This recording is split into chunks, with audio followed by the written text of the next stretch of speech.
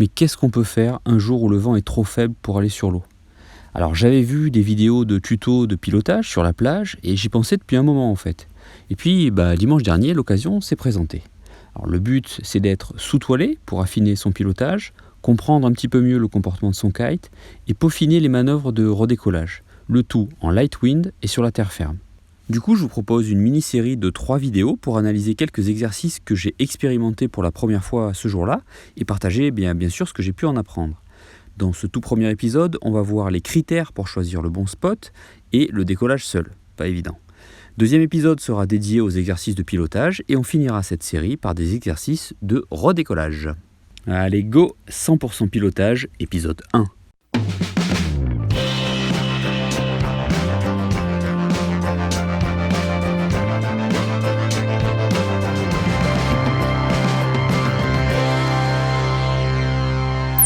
Pour une session de pilotage sur la plage, il faut donc réunir plusieurs conditions. Première condition, il faut trouver un spot bien dégagé avec si possible du sable pour éviter d'endommager le kite en cas de contact avec le sol. Donc il faut qu'il n'y ait rien de coupant, pas de cailloux, pas de morceaux de bois, de choses comme ça. Deuxièmement, il faut avoir un vent aux alentours d'une 12aine de nœuds maximum pour pouvoir tenter les trucs sans prendre de risques, à la fois pour soi et pour son matériel bien sûr. Troisième point, c'est important, c'est mieux d'avoir un vent orienté on ou side on, c'est-à-dire qui viendrait de la mer. Ça permet d'éviter d'abord des turbulences éventuelles lorsque l'air rencontre un obstacle au sol. Et surtout, si jamais vous perdez le contrôle de votre kite, ça évite de le perdre. Ça c'est pas mal. Ici, le vent est off, donc c'est un petit peu raté sur ce point-là. Quatrième point, ne pas avoir d'obstacle sous le vent. Bon, alors là, pour le coup, là on est peinard. Et on commence tout de suite avec le premier exercice. Avant de piloter, il faut déjà se débrouiller pour décoller tout seul. Allez, c'est parti, on va essayer de faire un démarrage point fixe. Alors on a fait le point fixe ici.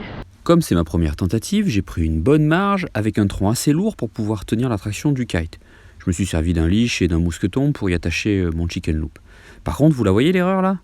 Bah ouais, mon point fixe il est nickel si je garde le kite en bord de fenêtre, mais en cas de descente du kite en zone de puissance, mes lignes risquent d'être entravées par la partie du tronc sous le vent, ce qui serait fâcheux.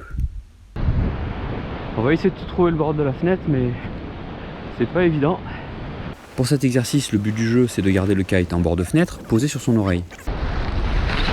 Donc là, on va essayer de trouver une position où l'aile se stabilise.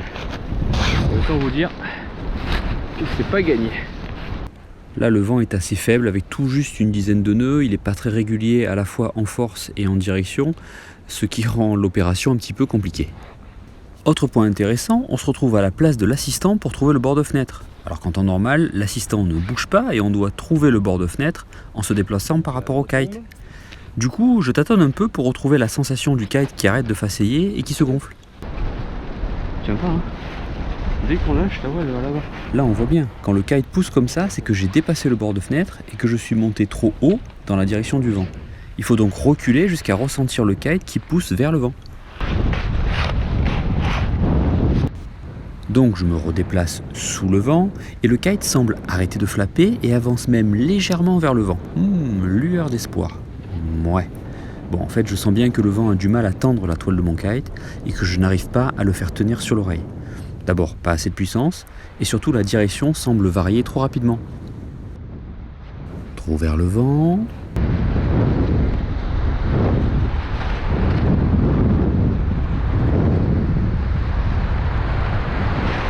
Pas évident, hein. Je t'avoue que j'ai un peu les jetons là.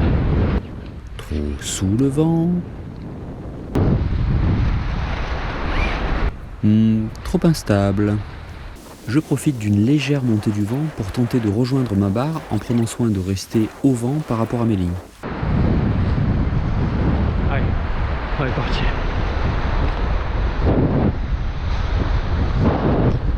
Et merde.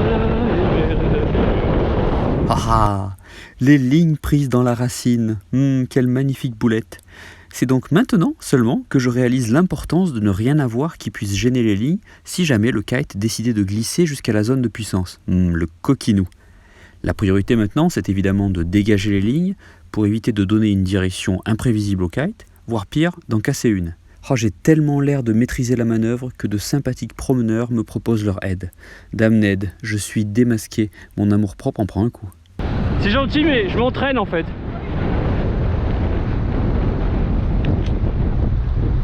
putain dans l'eau.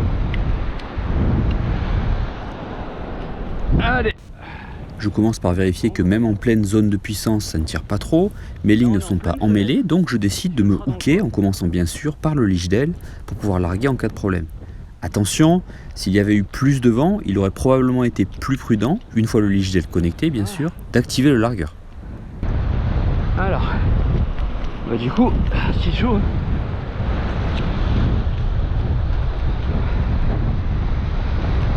On va le décoller sur l'eau.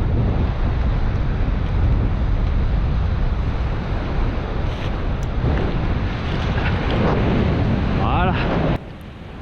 Moralité, je n'ai pas vraiment réussi à trouver le bord de fenêtre, avec un vent probablement trop faible et en tout cas irrégulier pour mon petit niveau. Premier décollage. On va voir une deuxième méthode maintenant, la méthode du kite tracté. Alors attention, attention, prudence là encore, ce type de pratique doit être réservé à un vent ultra light et la bonne technique, ça reste d'être deux pour décoller. Et comme le vent est vraiment faible, je peux tenter cette procédure. J'avais donc mis le kite à l'envers, face au vent, dans sa position de stockage normale. J'avais bien sûr vérifié 3 fois que les lignes n'étaient pas emmêlées, là il faut qu'elles soient nickel vos lignes. J'ai ensuite récupéré la barre tout au fond là-bas sous le vent et j'ai commencé à me déplacer en arc de cercle vers le vent. La barre est à l'envers comme le kite, donc le côté rouge est à droite ici. C'est bien pratique pour vérifier que les lignes ne sont jamais emmêlées, mais pour être prêt à décoller et à piloter, il faudrait que je saisisse le côté rouge avec la main gauche. Donc là, je fais une petite erreur. Je garde toujours les lignes légèrement tendues. Enfin, en arrivant perpendiculaire au vent, on voit que le kite commence à effectuer une rotation sur lui-même et le vent va progressivement le gonfler. Le but du jeu, c'est simplement d'éviter au kite de glisser trop longtemps, donc ne pas hésiter à se déplacer vers le vent. Avec un peu plus de vent, le kite aurait pu glisser légèrement sur le sable avant de se mettre tout seul sur l'oreille et de décoller. Alors là, il n'y a vraiment plus beaucoup d'air. Du coup, je vais devoir utiliser une technique de light wind. Bon, on verra ça plus en détail dans l'épisode 3 pour positionner le kite sur l'oreille. On va simuler comme ça se passe dans l'eau. C'est-à-dire, on la laisse basculer et après on tire. Voilà.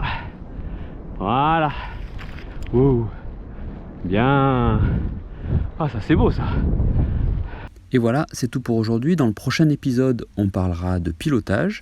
En attendant, prenez soin de vous et surtout, bon ride à tous!